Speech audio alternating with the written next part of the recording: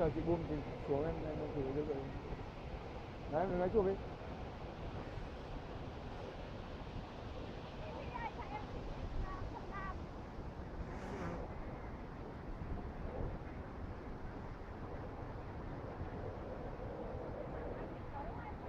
Em cứ chụp đi, không cần đâu, cũng cần tối sáng đâu. Không cần nhìn thấy anh luôn à?